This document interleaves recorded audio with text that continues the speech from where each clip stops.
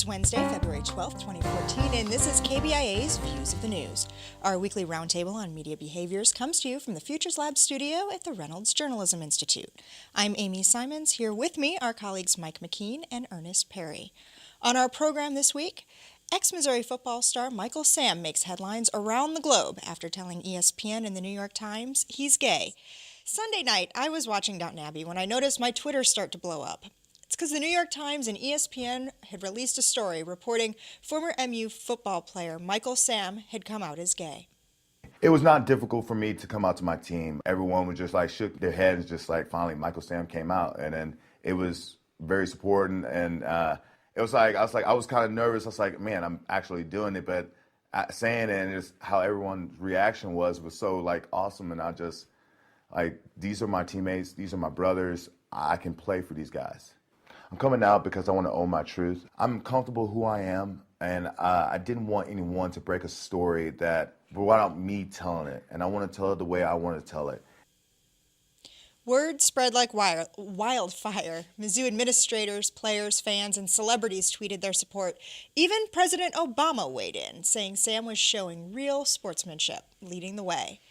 This isn't the first time that we've seen the story of an athlete coming out. Why is it that this one seemed to resonate so loudly? This one resonates because Michael Sam has the potential to be the first openly gay player in the NFL. Most players that have come out usually do it toward the end of their career or after they're out. He's going to be going into the NFL as an openly gay player, and that's what's causing the story to sort of blow up, as you say. And part of that is now they're starting to have a conversation about NFL locker rooms and whether or not a gay man can be accepted into an NFL locker room, or is he even going to be drafted, and if so, where? So it's a larger conversation that I think needs to be had. Sam said, and we heard it in the audio just there, that he wanted to be able to control how this story came out. He wanted to be the one to be able to tell it and control that message. Was he successful in doing that? I mean, it's amazing how he and his team were able to control it. I mean, he let his teammates know back in the summer. And there was some talk about whether or not he was going to reveal that he was gay then. He decided not to because he didn't want all the focus to be on him but on the team during the season. Other media, including the Columbia Missourian, knew about it, but decided it wasn't their job to out him. And so, but there are other media, I'm quite confident, once they learned of it, that would have been willing to do so. So the fact that he was able to control the message and come out on his own terms, more or less, over that many months is just amazing. Well, I think it really shows where we've come as a country, where you can announce that, you can tell that to a group of people that you feel really close to, and they themselves say, hey, it's not my place to tell the world about my friend. That's his responsibility. And, that's a huge step forward because in the past, I mean, that story would have gotten out, and it would have been on the air. Somebody would have picked it up. Newspaper would have ran it. Broadcast stations would have ran it. But, it didn't happen. Not in this case, anyway. One of the things we've talked about recently is how stories like this are treated by the media. What was it, not even a month ago, we were talking about a story in Grantland that had issues of outing somebody who was trans. Are we getting better at this as reporters, as journalists, as an industry, or is this a different situation entirely? I mean, I think every story is a little bit different. In this instance, I mean, he had supportive teammates, people in the local media here who could have done something differently and didn't. Frankly, I think it really came to a head when we had some of the folks, the scouts, the NFL people who were starting to talk about it as he was playing in one of the, I think the Senior Bowl or whatever it was, and we're coming up on the combine where they're going to be testing their skills against each other. And it was starting to leak out among the professionals. And so I think what happened here in Columbia, there's a lot to be said positively about that. But in some other ways, I think the reaction within the league and among sports people, there's still some room to grow. So let's talk more about that for a second. And Ernest, I see that you're wanting to say something, but there is a story that is on our blog that people can go ahead and read that was in Sports Illustrated on its website Sunday night that was relying on a number of anonymous sources, different scouts, different locker room personnel within NFL teams. And their reaction wasn't as positive, that this could become a distraction, that locker rooms maybe aren't ready. Those stories all relied on anonymous sources. Let's talk about that for a minute. Well, that doesn't surprise me. It doesn't surprise me that you had people out there saying that. It doesn't surprise me that they didn't want their names used. They didn't want to be identified, because that places a stigma on them.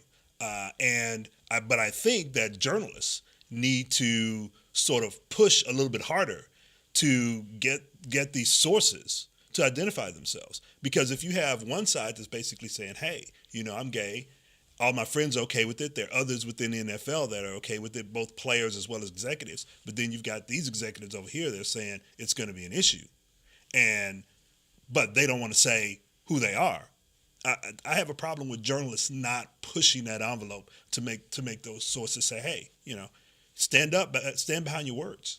Yeah, I agree. I mean, we don't know who those 8 people were, and I think they were cowardly for not putting their names in front of their comments. I actually think Sports Illustrated was a bit cowardly in allowing them to be anonymous. I mean, there are some NFL, officials, executives who are perfectly okay with this. We saw John Elway quoted, I guess yesterday, who's a manager, as we know, for the Denver Broncos, who said, I'd consider him, drafting him, depending on, how he performs in the combine and what we need. So we have no idea what the, quote, average team executive or people in the locker rooms really feel about this. So giving that kind of anonymity was just kind of, to me, it was a cheap shot. I agree. Okay. One more thing I want to bring up about this. Mike, you and I had some conversations before putting today's program together about how university officials in the athletic department reacted over the course of the last few days. And it's been very different than what we've seen in recent weeks about the athletic department speaking out on national stories. Yeah, I mean, in some ways, I suppose you could be skeptical about the fact that the university was being whipsawed from all the really negative coverage of the Sasha Corey story, the swimmer who committed suicide. And there's all this question about what the curators are going to do about this at their meetings here later this week. And so this was an opportunity to get a really more positive story. And it wouldn't have been a more positive story probably 5 years ago, but society has changed so much that this really is a positive story for the university. And it's okay to talk about that, but I think it's okay to just say our team and our athletic department responded in a really fantastic way toward Michael Sam. And so why shouldn't we be getting some credit for that and talking about it? Look at that amazing image that some folks did in the snow in the stadium the other day, putting the S and A in front of the big Rock M. I mean, that is just a spontaneous, really cool reaction to a story that is light years different from what it would have been 10 years ago. Yeah. You can read more about the topics we talked about today. Check out our links blog. You can find it under the Talk Shows tab at kbia.org. Like us on Facebook or follow us on Twitter. Our handle is @ViewsOnKBIA. These are all great ways to watch and listen to our program again, leave us comments or questions, see previews of what we'll be talking about next week, and more. Our thanks to RJI's Travis McMillan for directing today's show and to Pat Akers for handling the audio. Josie Herrera is our associate producer. I'm Amy Simons. Be sure to join us again next week when Ernest, Mike, and I are back with you for another edition of Views of the News.